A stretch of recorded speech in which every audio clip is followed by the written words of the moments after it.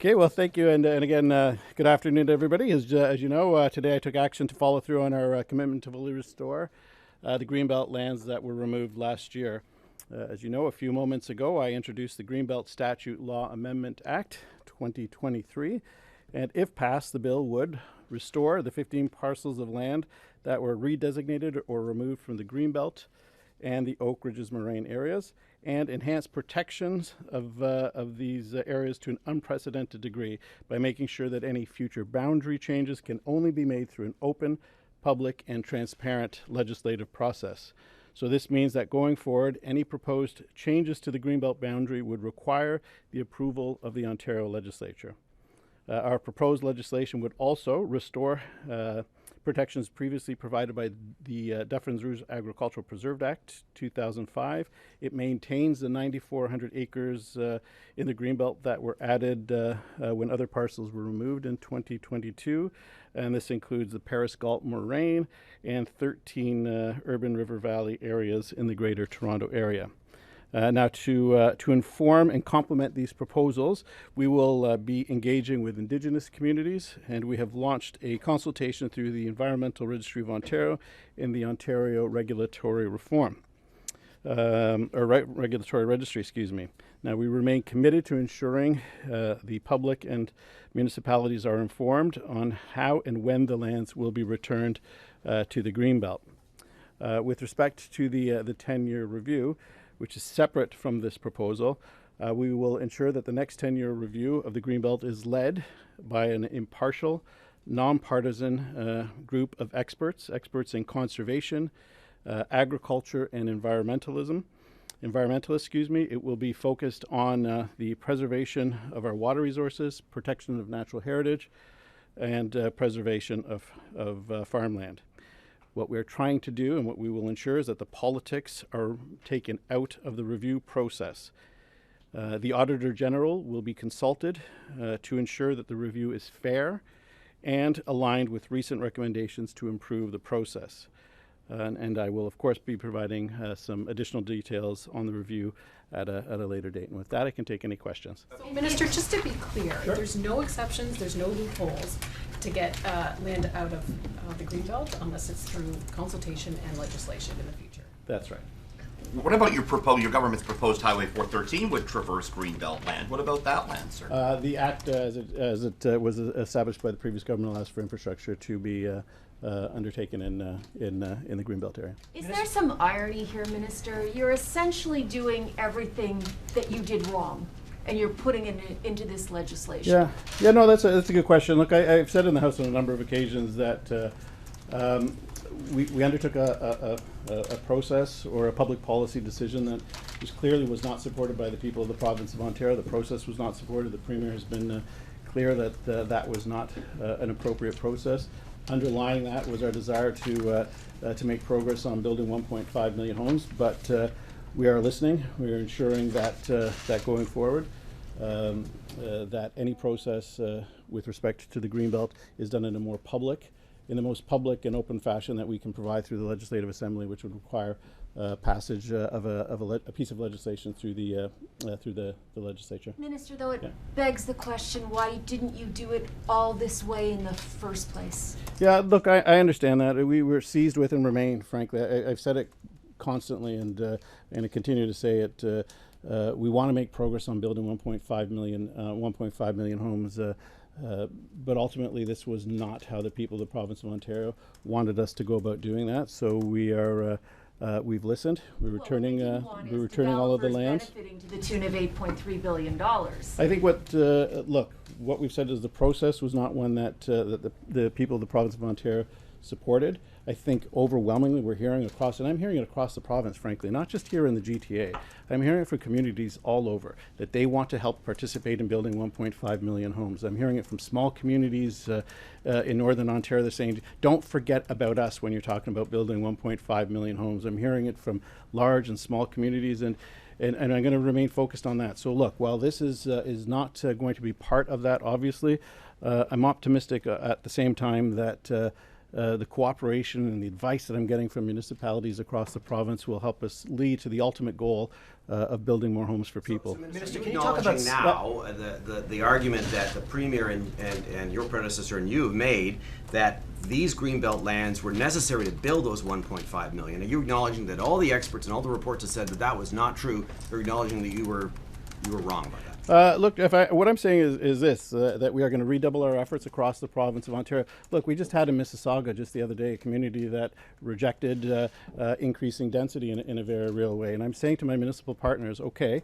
we hear you, but make no mistake about it, we are going to redouble our efforts to build homes around transit and transportation infrastructure across the province. Everybody has to do their part in helping us build 1.5 million homes. Nobody can take a pass on it. I've got a lot of messages from people who have, from municipal councils in some parts of the GTA that say their community has already done its part. Well, no. We were going to move very quickly on the housing affordability task force recommendations. Many of the municipalities are sending me back their top 5. We sent a letter to them earlier. What are the top 5 things that we can move on? And we're going to move really quickly on. I'm going to double down because we're going to make progress on that. And on the review, Yep. So when the review was first announced, the Premier said there were 700 or so outstanding requests for Greenbelt removals that would be considered in this review. I think you hinted at the same. Is that still the case? This review you're talking about now with the environmentalists will look at 700 more carve-outs from the Greenbelt? Look, what we're going to do is put together an outside panel from government. It will be, as I said, it will be based on the principles of the Greenbelt. As I said, preservation of water resources, preservation of agriculture, and protection of natural heritage. We will look outside of government to experts in those particular areas. We will submit the proposed makeup to the Auditor General and the Environmental Commissioner to ensure that the process is a supportable process, that it is a fair process, and we will let them do their work. In the meantime, through this legislation that we're introducing today, a consultation process will begin with the municipalities that are impacted. And with First Nations communities, with respect to the legislation that we've Minister, on Schedule 3, who is being protected from personal liability?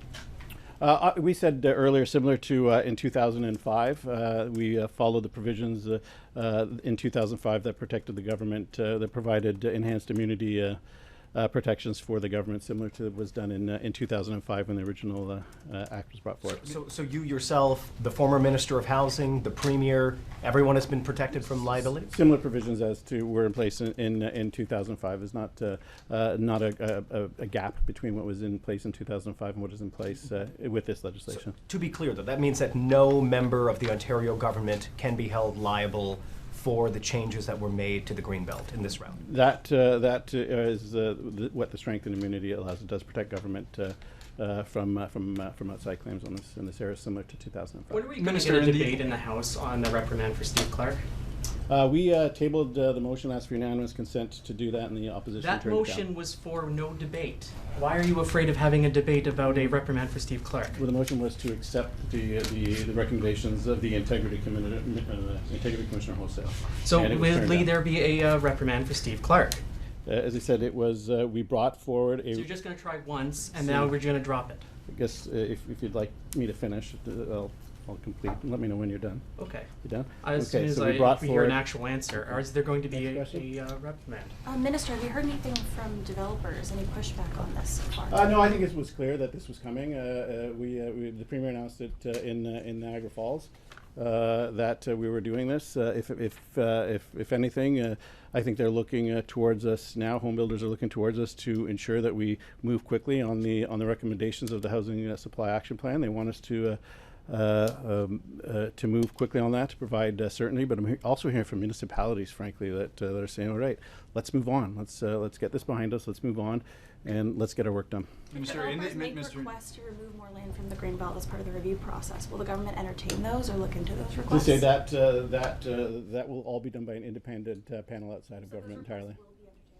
That'll be up to the panel to decide, but any request will be based on the three principles underlying the creation of the Greenbelt. As I said, protection of farming, protection of water resources, and protection of natural heritage. As I said, we'll have outside experts clear of government who will review that process, and we will submit that to the Environmental Commissioner both before and at the conclusion of the process, and any changes will have to be made through a legislative process and full debate in the Legislative Assembly. Minister, is the removal of the regulation that to date is how land gets added to the Greenbelt, is that a consequence of the fact that going forward there will have to be legislative changes to that, or does it finalize the Greenbelt? Well, I think it's both, right? So in order for a government to make legislative changes or to make boundary changes in the future, they will have to bring legislation forward in the House. That'll have to be debated and go through the committee process.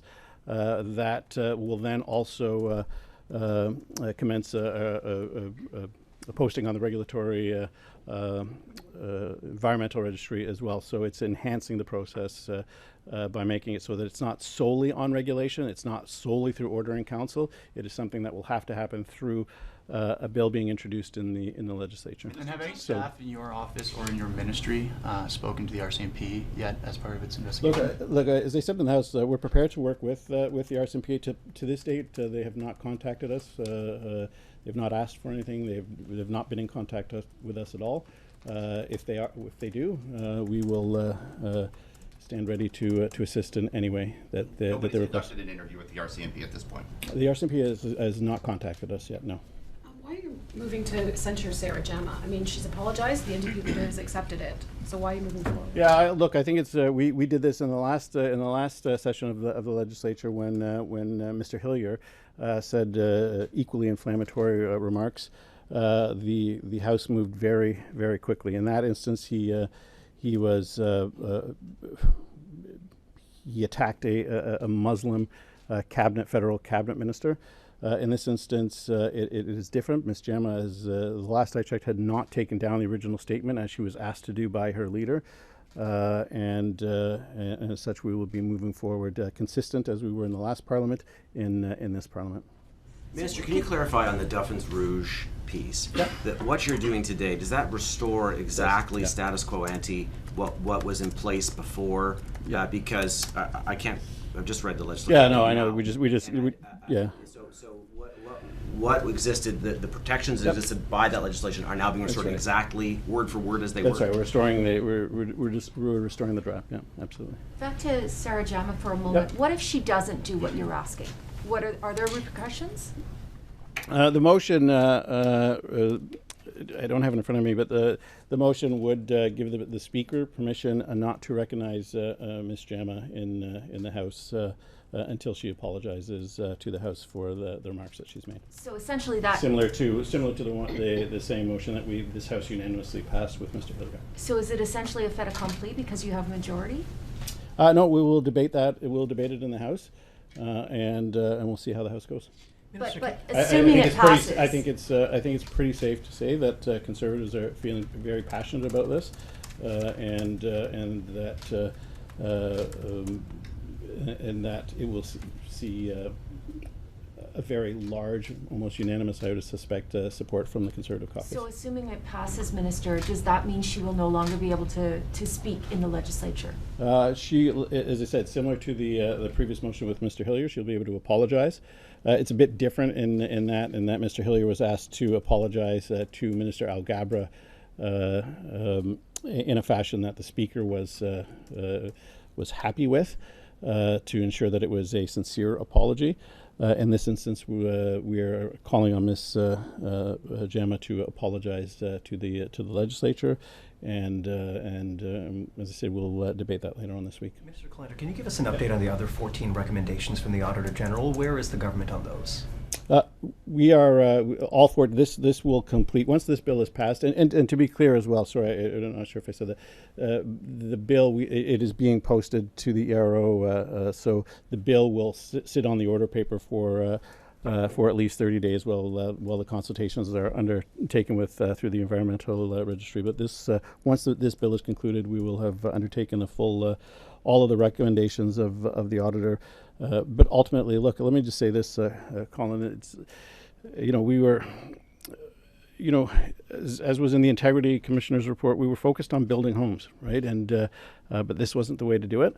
But it is not going to distract us from what the ultimate goal is building homes. We're doubling down with our efforts with our municipal partners, and I think that ultimately we can make significant progress towards meeting the goals. It hasn't been very long since the Auditor General's Yep. report. How can you guarantee that some of the things like ensuring no personal email addresses are being used for government communication, how can you make sure that that is being completely adhered to? What Colin, evidence does your government have to offer to make sure that that actually has been adhered to? Look, we've said that we would undertake all 15 recommendations. As you know, this is the last step in that, and we will ensure that all 15 recommendations of the Auditor General are implemented, and then going a bit further, ensuring that in the future, when it comes to Greenbelt, any changes to the Greenbelt, that it is put in legislation as opposed to regulation. How are voters sort of to track the government's success on this, to make sure that every word, every recommendation has been implemented in full? I mean,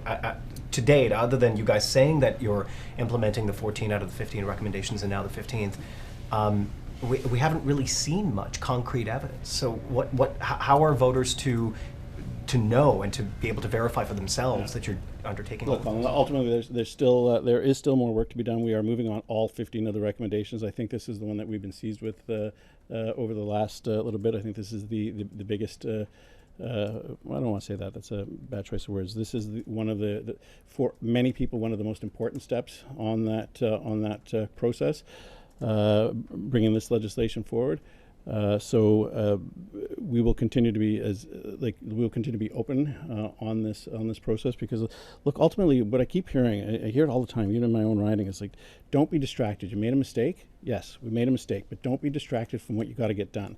Whether that's housing, whether it's long-term care, focus on that, but do it in a way that brings people with you. And I think we hear that message loud and clear. Do you think your legislation will appease voters? Look, I think I don't know if it's about appeasing voters, if I can say that. And I know. Look, I know the Premier acknowledged we made a mistake. I see Colin. Is it about appeasing voters? Look, we wanted to build homes, right? We wanted to build homes. That is foundational to everything that we've been doing. Let me just finish, because it's important. It's foundational to everything we've been doing since 2018, right? Will it appease voters? I think what will ultimately appease or please voters is if we make progress on building 1.5 million homes. If in 2026 they look back and say that they're in better shape than they were before we took office, then I think that's how voters, I hope, will judge whether the government has lived up to their expectations or not. But Minister, you refer to this as a mistake. It was one heck of a mistake that has led to a potential windfall, a criminal investigation, a process that was more than flawed. It was a brutal process. Like, that's not just a mistake. Look, ultimately, as I said, it was a mistaken process. We're fixing that process. This legislation goes beyond fixing just one process. It codifies in law the boundaries of the Greenbelt. So even you can't do it again? So that any government that wants to bring forward changes to the Greenbelt in the future is going to have to do it through legislation. But ultimately, at the same time, it was important that we move forward. It was important that we do this so that we can continue to focus on the priorities of the people of the province of Ontario. And look, I won't be straight. When I was long-term care minister, I said I'll remove obstacles, and we'll remove obstacles to building long-term care. And now we have over 18,000 long-term care beds being built across the province of Ontario in a very short time period. And the same has to go with housing. Like, we're seeing enormous economic activity in different parts of the province, and it has to. And housing has to accompany this, whether it's what we're seeing in St. Thomas and some of the parts of Northern Ontario, whether it's the influx of immigration to help us meet some of these goals that we have on the economy. We got to get this done. This takes that out of the way. It puts a process in that I think is highly defensible, and that will be open. an open process, but at the same time allows us to begin once again to continue focusing on the priorities. Can we go back to Sure, yeah. the former Minister Clark? So you guys wanted a reprimand with no debate. The NDP wanted debate. So what happens? It just stays frozen in time forever, or? It stays there until it's called back again. We were very clear that we would. We accepted the recommendations of the Integrity Commissioner. I didn't think it would be a big surprise that we were going to accept those recommendations, and it was turned down. So it remains on the order paper, and it can be called at a later date. Will he be back in question period? I don't think he's been in question period since. The passage of the bill, as I said earlier, it will sit on the order paper for at least 30 days because of the requirement through the ERO, Environmental Registry, and then we will move to passage at that point. Sorry. Just to ask Cynthia's question in a slightly different way, are Sure. you hoping that this legislation closes the Greenbelt chapter for your government? I'd be lying to you if I said no, but I do. What it is a reflection of the fact that we made a mistake. I'm acknowledging that mistake. It was a process that could not be supported. It was a process that took us off of what we have been trying to do for the last number of years, which is make it easier to build homes for people, make it more affordable, we're moving in the direction of refocusing and getting back on track to what we have been fighting for since 2018, and I'm hoping that that through the passage of this we can do that while at the same time understanding just how important the Greenbelt is to many people across the province of Ontario, and ensuring that in any future changes to the Greenbelt is done in an open process, one that is supported by experts in the field, and not one that is done by government unilaterally. I hear the bells, so I think I've got to go. So thank you very much, everybody. I appreciate your time.